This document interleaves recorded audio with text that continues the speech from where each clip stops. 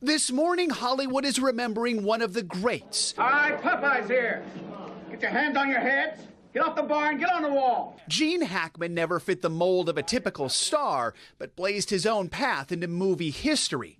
Often called an everyman, Hackman in fact played every different type of character, from a cop to a convict, a senator to a spy, and Lex Luthor to the president. As a young man, Hackman lied about his age so he could join the Marines, then took a shot at fame, working odd jobs to finance auditions. Every day was like a new challenge. It was going out and trying to get that job and doing those auditions, and I loved it. It wasn't until he appeared in Bonnie and Clyde at age 36 that Hollywood took notice.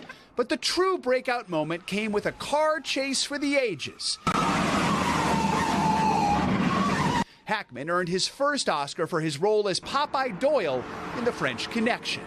Then came the action, from the Poseidon Adventure to Superman with Hackman's indelible Lex Luthor. Mind over muscle.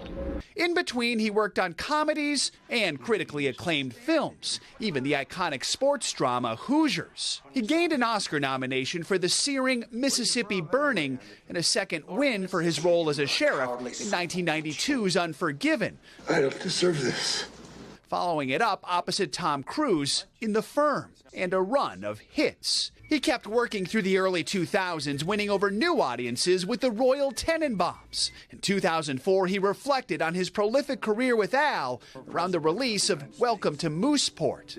And now here we are, the new millennium, and you're still working as much as ever. Yeah, it's very seductive. You know, it's narcotic in a way, because it's, you know, you come to work and there's 90 people standing around waiting for you to do something, to you know. And that's attractive in a fun. I think I can give it up now. That would be his last movie in a career that delighted audiences for decades.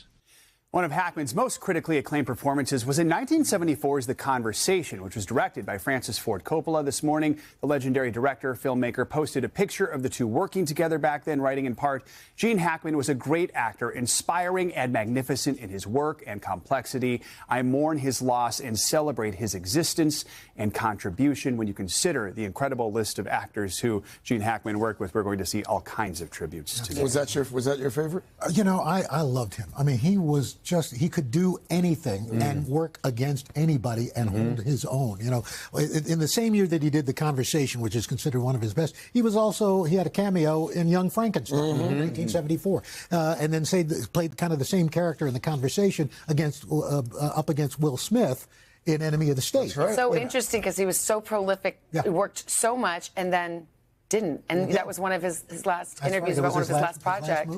He never made a bad movie, number one. He had almost 90 movies. None of them are bad. And you think of the best actor you could think of, Gene Hackman was as good as that actor. And, oh, by the way, wrote 5 books. Exactly. Yeah, he did. Wrote 5 novels. So, incredible. Joe, thank you. Thank you.